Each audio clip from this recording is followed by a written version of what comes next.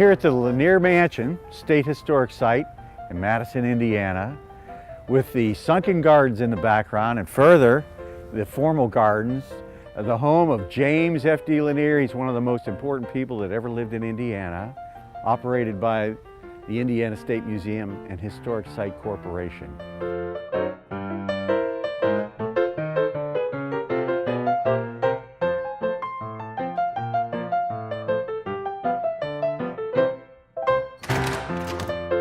And here we are in the newly restored kitchen of the Lanier Mansion.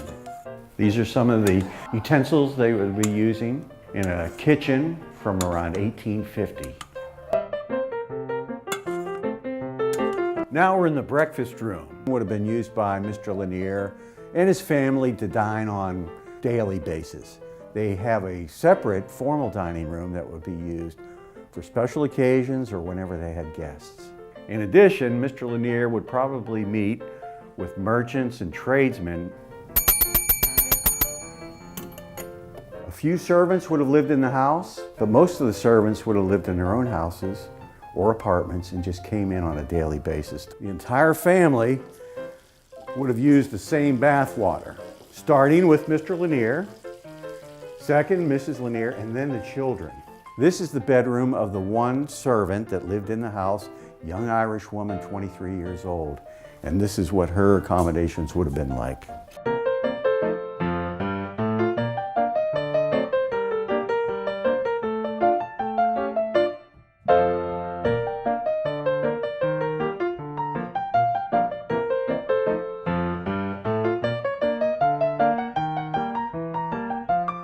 The servants' workroom has an access to the second floor of the wing. No handrail, steep stairs, no carpeting. And this is the room of the two teenage daughters that were still at home, Mary and Louisa. And we believe that they shared a bed. The portrait above the fireplace, that's Elizabeth Lanier, the first wife of James. They had 8 children, and then, unfortunately, she died of tuberculosis just 2 years after they moved into this house. They painted the surfaces, then they coated them with varnish. This is Mr. Lanier's desk that he used throughout his life. So I think it's the most significant thing that we own that was owned by Mr. James Lanier. Laniers would probably have guests on occasion, and this room would have been utilized for that purpose. Their version of a bathroom, when Mr. Lanier lived here, is behind this door.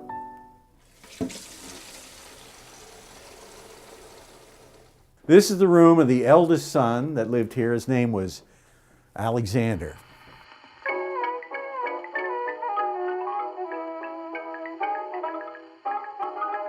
He lived here longer than anyone. He was here from around 1860 until his death. He died in 1895. After that, other descendants maintained the home, preserved it, but it wasn't really used as a full-time residence.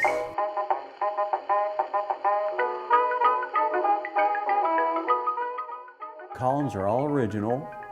They're made out of wood and they're hollow.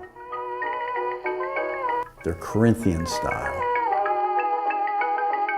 This is the master bed chamber. It was probably shared by Mr. and Mrs. Lanier. They moved in 1844. James, his first wife Elizabeth, and 4 of their 8 children. This is the main entrance of the house where typically the guests would arrive through this door. It would have been a grand entrance. And this is the parlor where Mr. Lanier would receive his guests. The portrait on the wall, that's Mr. Lanier.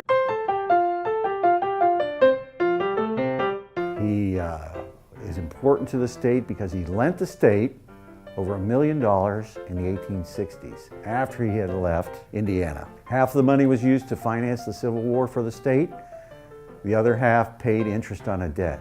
To honor Mr. Lanier, the state of Indiana made this house the very first state historic site.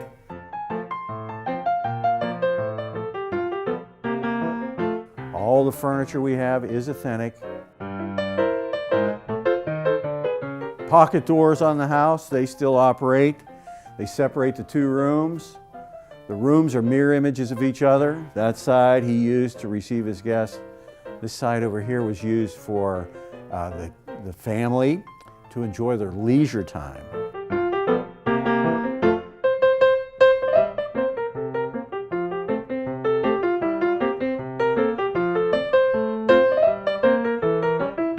This is John Lanier, that's one of his sons. And now in this portrait, he's supposed to be 2 years old. He doesn't look like it, I know, but that's just the way the artist painted him. This is the library. Those were Mr. Lanier's books, and right below those, that's his Bible.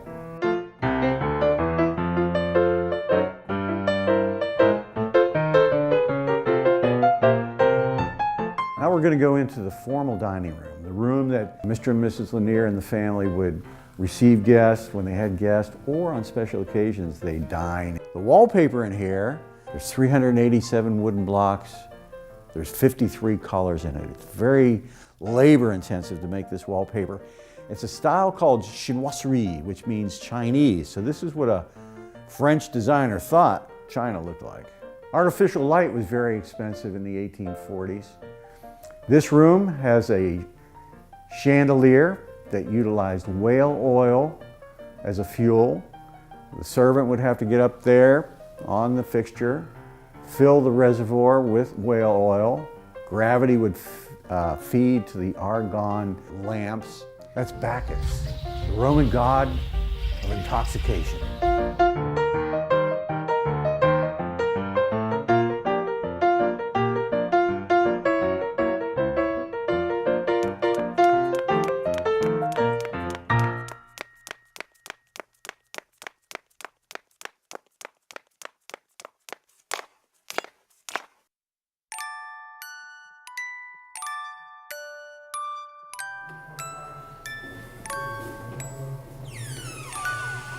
The third floor ceiling, it's only 6 feet and 4 inches.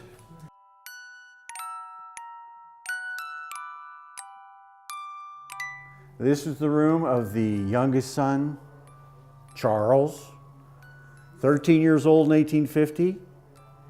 He went to New York with the father because he was young, but this is the room that he would have used.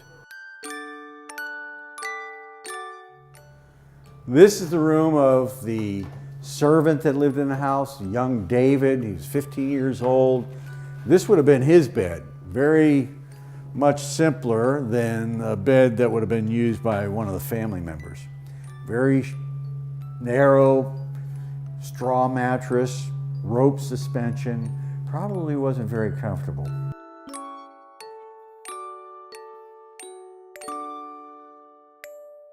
And if you ever come on the behind the scenes tour, the cupola's purpose, it's decorative and it's functional.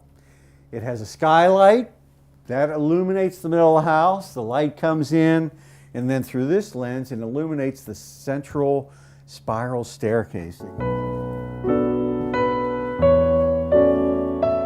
So this is a way to ventilate the house, get the hot air out, and illuminate the house too.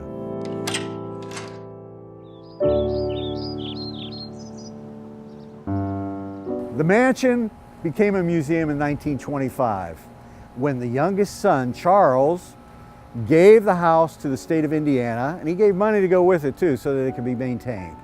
They turned it into a museum. Tours have been going on for 92 years in this house, and we're open almost every day of the year. Please come and visit sometime.